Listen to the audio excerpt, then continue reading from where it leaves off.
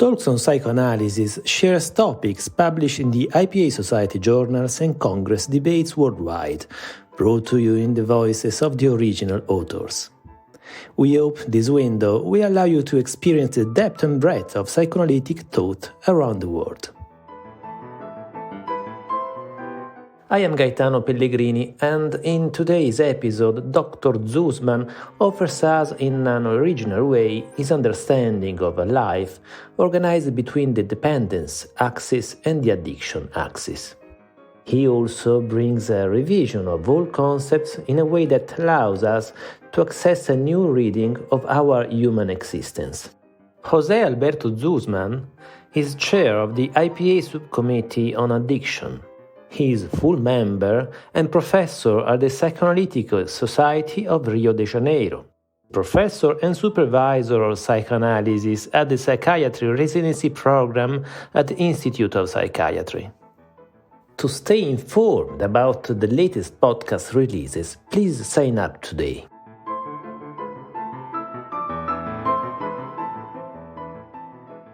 It's a pleasure to be here to share with you, in a very brief and as much as possible informal way, some of the main concepts contained in my most recent article entitled Between the Axis of Dependency and the Axis of Addiction, which shall be published along this present year of 2021 by the prestigious journal The Psychoanalytic Study of the Child, a publication that belongs to a branch of Columbia University dedicated to psychoanalytical study and research and is connected with the International Psychoanalytic Association, the IPA. To begin with, I'm going to make a small introduction underscoring some of the controversial issues present in my paper. The first main aspect I want to address is, as put in the title, a coexistence of two axes present from the beginning to the end of our lives that are fundamental for the formation of ourselves: the dependency axis and the addiction axis. The former one is committed with our human development, and the later with our survival.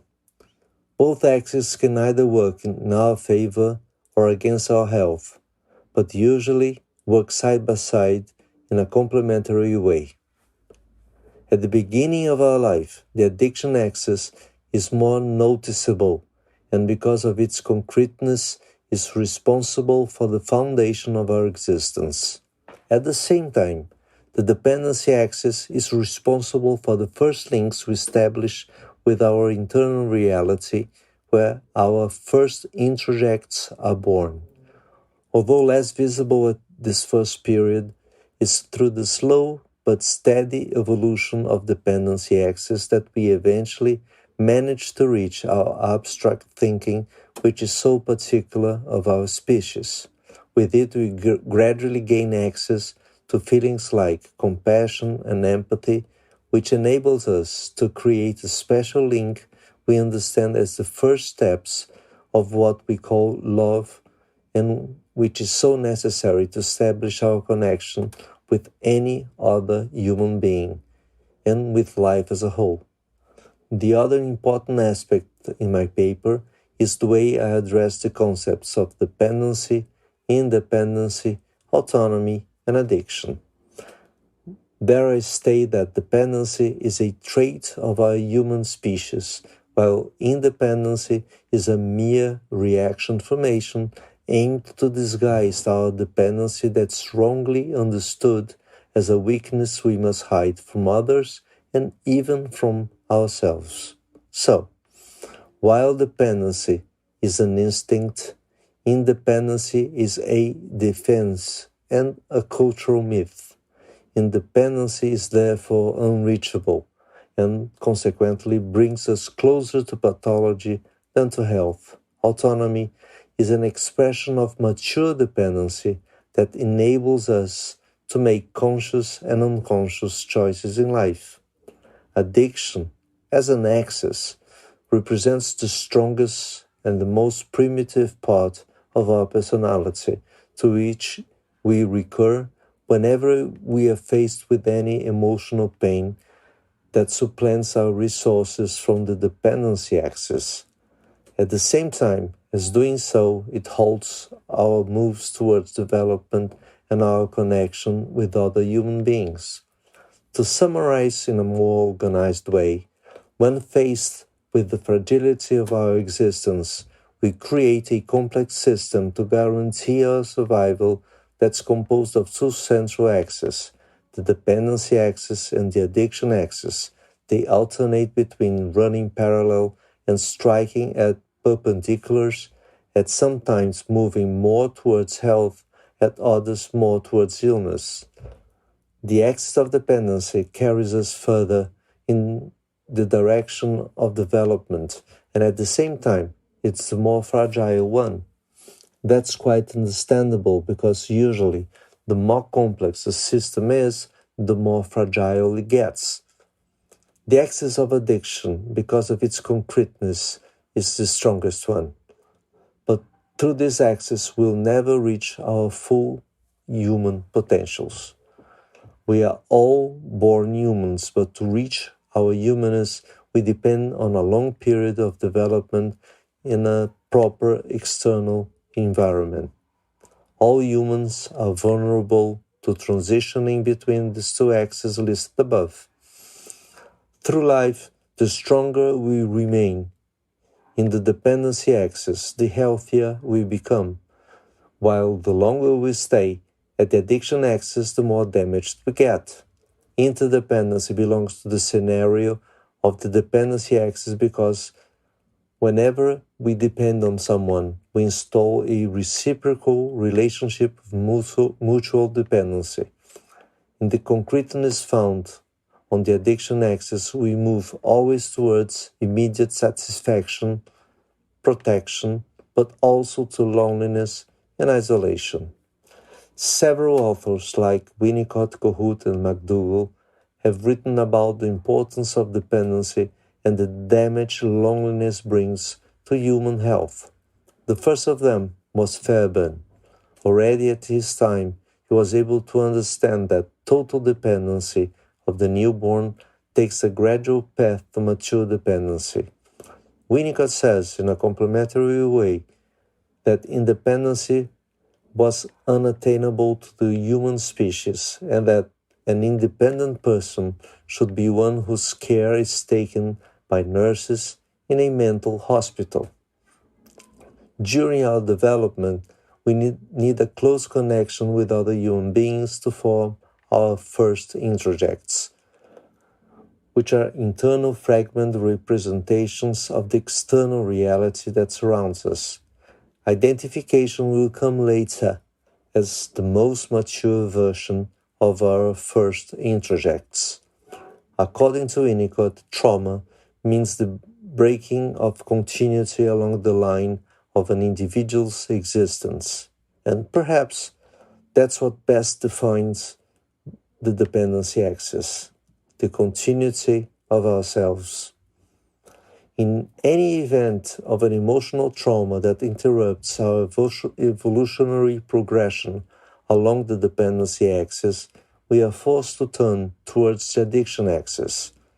As a metaphor, we act like a turtle that protects itself by withdrawing into its shell.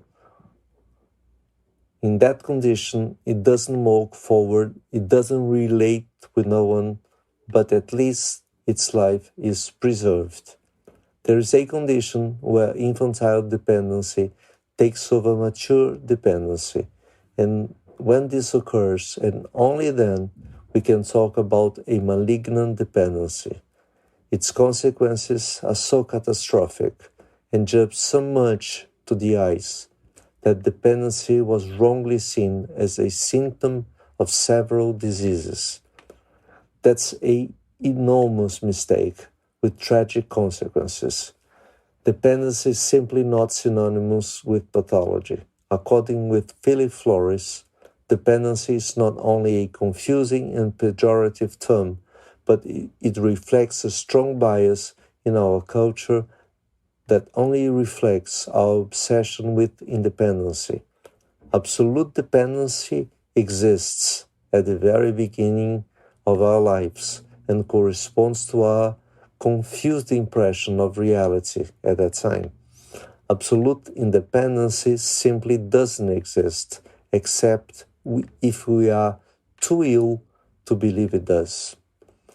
At the axis of addiction, there's always pain associated with frustration and deception as part of a fake scenario doomed to vanish with time. According to McDougall, at such moments we are liable to eat, smoke, or drink more than usual. I would add to her words the abusive use of drugs, work, gamble, etc. But what really matters is not the object of addiction, but the specific relationship the addict establishes with the inanimate objects, taking them for animate ones.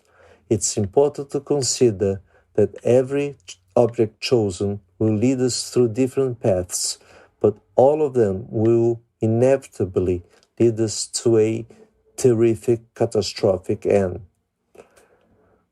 We're all potentially addicts. And when I say that, I mean that we all use addictive resources when facing an unbearable emotional pain. The major problem is related with the frequency that happens and the length of such experience. The longer we do, the sicker we become. All addictions are repetitive and cause severe damage, and although addicts know this, they have no other resources to use to their advantage. For those in that condition, a small relief is better than nothing. All addictive objects represent a drop of pleasure in an ocean of pain. The role of the psychoanalyst when treating an addict is a very difficult one. The analyst must bear the experience of being treated as a drug or any object thing that momentarily dulls the emotional pain. The process of treatment is painful both to the analyst and to the patient. It is in the encounter of pains that a pair may be formed. The patient may feel angry at the analyst for not having received the help he needed before. It's incumbent to the analyst to be patient, welcoming, and attentive. According to Perkins, psychotherapy of any trauma is the practice of rehumanization. At times, the patient may distance himself from the analyst because of his fear and suspicions. On the other hand, the analyst may distance himself from the patient because of his countertransferential feelings to protect him from the addiction axis. The emotional sign the pair entered through the addiction axis is the encounter of an arid scenario and the feelings of boredom and somnolence. That usually happens when the dependency axis has been fractured and the addiction axis is taken over. As a result of that fracture, both patient and analyst stop exchanging emotional messages. The abstract thinking disappears and words and ideas give way to a great void, bringing an extremely uncomfortable experience for the pair. Kohut explains that what is feared in loneliness is not physical extinction, but loss of humanness. What we may expect of a successful therapeutic encounter in those comings and goings is a chance for an addict to establish a reliable connection with another human being, the analyst, which can enable him or her to finally give his or her first steps towards a meaningful life. According to Keynesian, my former postdoc mentor in Harvard, there is an enormous suffering at the heart of the addictive disorders. The worst fate, however, is not the suffering. The worst fate is suffering alone. As Johann Hari beautifully puts in his book, Chasing the Scream, the opposite of addiction is connection. I would add to that this connection is always with another human beings. And that's all for now. For those interested in more details, I remind you that the complete article will be at the Psychoanalytical Study of the Child that's going to be released until the end of this year of 2021.